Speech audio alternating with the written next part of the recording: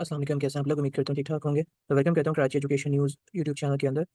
आज बेसिकली जो target papers हम डिस्कस करने जा रहे हैं वो है सेकंड ईयर का जो है ज़ूलॉजी का पेपर है, ठीक है। तो इसको हम डिस्कस करेंगे। बेसिकली ये ज़ूलॉजी जो है इसको प्रॉपर्ली अभी समझ लेना कि तुम लोगों को एग्जामिनेशन में थोड़ी आसानी हो जाए, ठीक है। और उसके बाद फिर जो है इस पेपर का जो तुम लोगों का बेसिकली पीडीएफ है वो वीडियो के डिस्क्रिप्शन में लिंक मैंने प्लेस कर दूंगा, वहाँ से जाकर डाउनलोड कर लेना।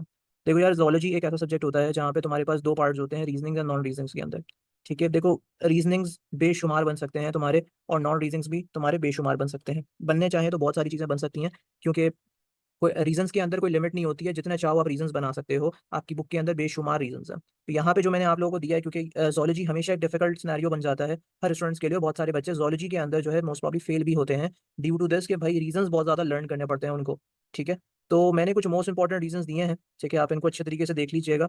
वैसे तो आपकी पूरी बुक के अंदर अलग अलग तरीके से रीजंस हैं, और ये नई बुक भी है आप लोगों की, ठीक है। थोड़े मुश्किल रीजंस भी हैं। तो पेपर जो है वो थोड़ा सा मतलब कि ट्रिकी तो नहीं आएगा, बट थोड़ा सा घुमा सा आ सकता है, ठीक है। वैसे फर्स्ट बुक है, इतना ज़्यादा मुश्किल नहीं होगी, फिर भी मगर के थोड़ा सा घुमा आ सकता है। तो ये कुछ रीजंस हैं, ये मैं आप लोगों को यहाँ पे शो कर रहा हूँ, ठीक है। ये कुछ मोस्ट इंपॉर्टेंट रीजंस हैं, इनको अच्छे तरीके से देख लें, ठीक है।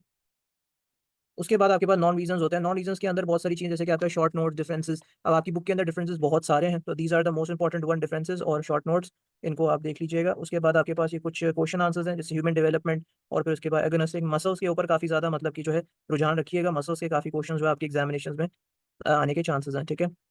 फिर what is the role of chemical snips in nerve impulses. फिर डिफरेंट ग्रुप्स ऑफ हार्मोन्स बताने हैं ह्यूमंस के अंदर एग्जांपल के साथ। फिर दो कॉज बताने हैं आपने, मेल इनफर्टिलिटी इन ह्यूमंस, ठीक है। और फिर उसके बाद आपके पास जो है ये कुछ क्वेश्चंस और हैं, रिफ्लेक्स बता दो।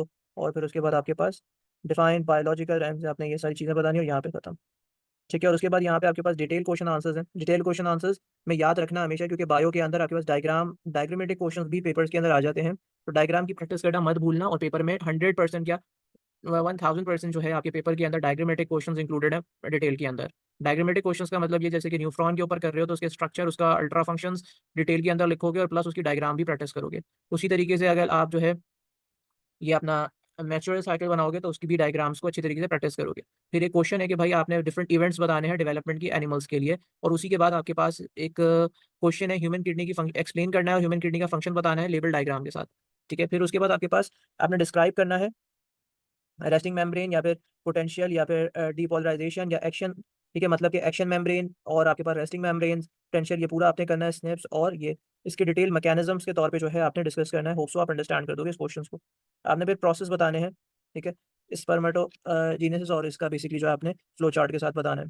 उसके बाद फीमेल रिप्रोडक्टिव सिस्टम्स आपने जो है ये देख लेना है। फिर लर्निंग बिहेवियर जो है इसको अच्छे तरीके से आपने करना है।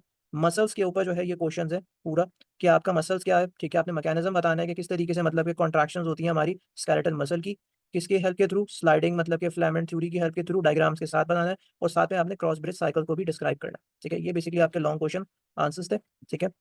पेपर अगर मुझसे आप पूछो तो पेपर यार देखो डिफिकल्ट नहीं आता। ज़ूलॉजी के पेपर में बच्चे फेल इसलिए होते हैं उनके रीजंस और नॉन रीजंस की वजह से, क्योंकि आपकी बुक के चैप्टर्स इतने ज़्यादा होते हैं कि आप उसके अंदर आइडेंटिफाइड नहीं कर सकते कि आपके कौन, आपको सब, अगर सब लर्न ना सब कर नहीं पाते। Even 80% of student her cheese learn नहीं कर सकते, चाहे वो नॉन रीजन हो, क्योंकि नॉन रीजन के अंदर शॉर्ट नोट्स भरे हुए हैं, डिफरेंसेस बहुत सारे हैं, इवन क्वेश्चन आंसर्स बहुत सारे हैं। तो ये बेसिकली कुछ इंपॉर्टेंट वंस हैं जो मैंने यहाँ पर आप लोगों को दे दिए हैं, ठीक है। उसके बाद फिर आपके पास रीजंस क्वेश्चन जो है वो बहुत सारे हैं। रीजंस पूरी बुक के अंदर आपके इवन बहुत निकल सकते हैं। एक एक चैप्टर के अंदर 16 16 20 20 या 25 25 30 30 आपके पास जो है रीजंस एक एक चैप्टर के अंदर से निकल रहे हैं। तो these are basically the important ones, ठीक है। इंशाल्लाह अल्लाह ने चाहा, और मेरी दुआ है कि ये आपने इंशाल्लाह कर लिया तो आप लोगों का पेपर जो है इंशाल्लाह अच्छा हो जाएगा, ठीक है। बाकी बहुत सारे बच्चे मुझसे ये पूछते हैं कि सर टारगेट पेपर अगर हम करें, देखो टारगेट पेपर जो होता है ना, कोई भी चीज़ एक गारंटीड नहीं होती, ऊपर वाला करम करता है, ठीक है। एग्जामिनेशन लेता रहता हूँ तो इसलिए बता रहा हूँ कि ये पेपर को प्रैक्टिस के तौर पे रखा करो, बेशक बाकी अपनी तैयारी भी रखो, साथ में इस पेपर को प्रैक्टिस के तौर पे रखो, कि जब आप इसको प्रैक्टिस करोगे ना अच्छे तरीके से, इंशाल्लाह आपके डाउट सब कुछ क्लियर होंगे, और बाकी अल्लाह ने चाहा तो आप लोग का पेपर्स भी बहुत अच्छा होगा। इवन कोई भी टीचर्स होते हैं, कोई भी प्रोफेसर्स होते हैं, वो आपको ये नहीं कहते कि भाई ये पेपर कर लो भाई पूरा पेपर हो जाएगा, क्योंकि वो चीज़ें कभी भी टीचर जो है या कोई भी एक आप डिस्क्लोज़ नहीं कर सकता कि भाई ये कर लो, ये लग जाएगा ये। हाँ, इस पेपर को प्रैक्टिस के तौर पे करो तो इंशाल्लाह आप लोग का पेपर बहुत अच्छा हो जाएगा, ये मैं कह रहा हूँ, ठीक है। इंशाल्लाह फिर जो है मैं नेक्स्ट अपने जो है वीडियो के साथ हाज़िर होऊँगा। Best of luck for the examinations. Allah हाफ़िज़।